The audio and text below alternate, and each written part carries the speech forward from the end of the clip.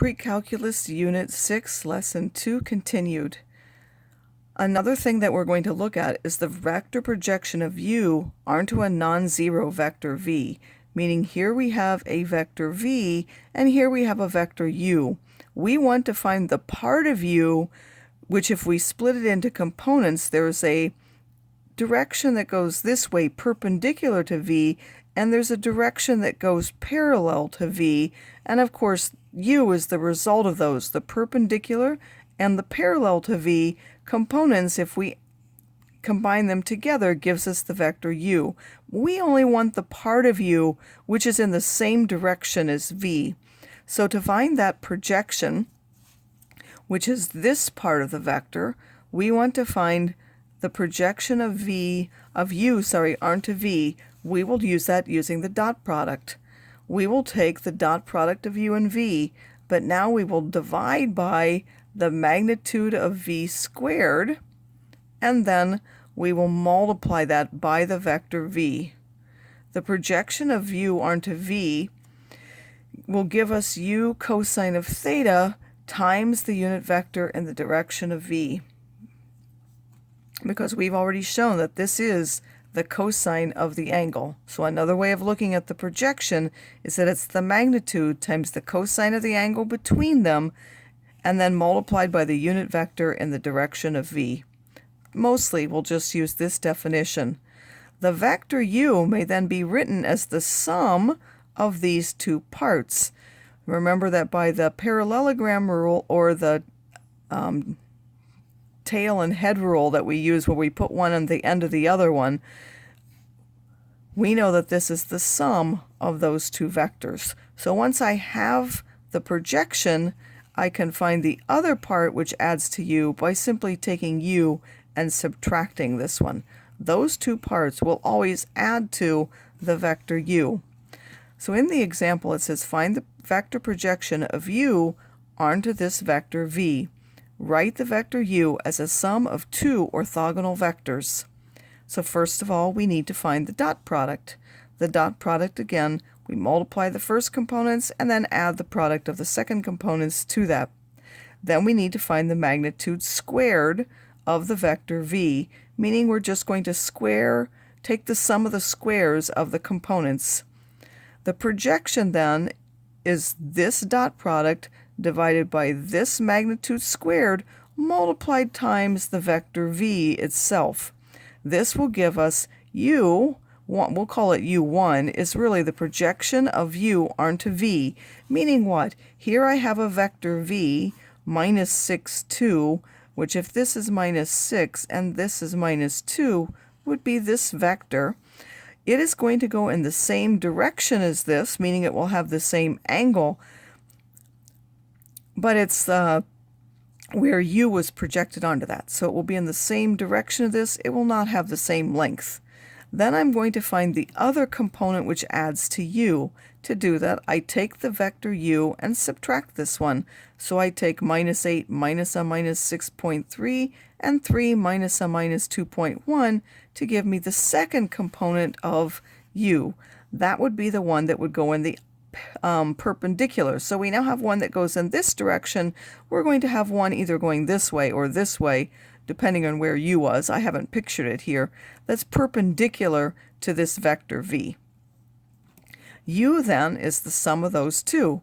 We can see that by adding the the first components and then adding the second components, and that simply does give us the vector of v, u. And how do we know that they're orthogonal?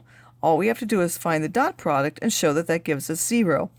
Again, I've rounded them some here, so they may not give us exactly 0, but if we take minus 6.3 times minus 1.7 and minus 2.1 times 5.1, add them together, we'll get 0.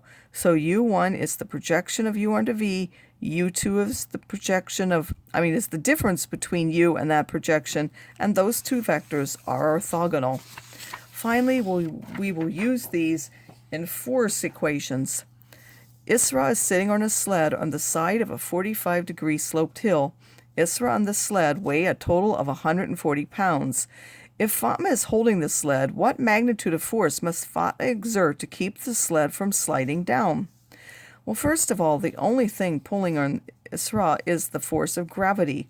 We can express that force of gravity as minus 140J because gravity acts vertically downward. The 140 comes from the weight of Isra and the sled together. So this is the force of gravity which is pulling downward.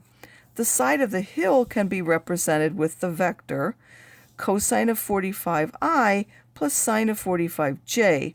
And again, that's because we don't really need to worry about the magnitude here. We're simply using that the hill is at a 45-degree angle. We could be anywhere along there in terms of magnitude. So we can have that as the cosine of 45 is the square root of 2 over 2, and the sine of 45 is also the square root of 2 over 2. So we could represent that with unit vectors as the square root of 2 over 2i plus the square root of 2 over 2j, or we could have used it in component form as the square root of 2, 2, the square root of 2, 2 as a vector. The force required to keep the sled from sliding down the hill is the projection of the force of gravity onto the hill. So we want to project this force G onto the hill and see which part is actually pulling it down the hill. Some of it is pushing perpendicular or normal to the hill, and the other one is pulling it downwards. So we're going to find the projection, again, how? By finding the dot product of G and H, finding the magnitude of H, which we know is 1, and then multiplying by the vector H. Again, here I've used the fact that that magnitude is 1 because we chose that as to represent, again, without any other magnitude than 1, giving us the dot product of G and H times the vector H. The dot product of G with H, there's a 0 for the I component, so it would be multiplied by the square root of 2 over 2, and there's a minus 40 with the J component, has to be multiplied by the square root of 2 over 2. This will give us minus 70 square roots of 2. I then need to take that dot product, which is a number, and multiply by this. Now we have the magnitude of the force which is acting downward. Again, this unit vector was only based off of the direction. We end up getting the magnitude by finding the projection of the force of gravity onto the hill. This force is now minus 70 square roots of 2 times square root of 2 over 2i plus square root of 2 over 2j, giving us minus 70i plus minus 70j. The magnitude, then, we need to find by squaring each of those components and taking the square root.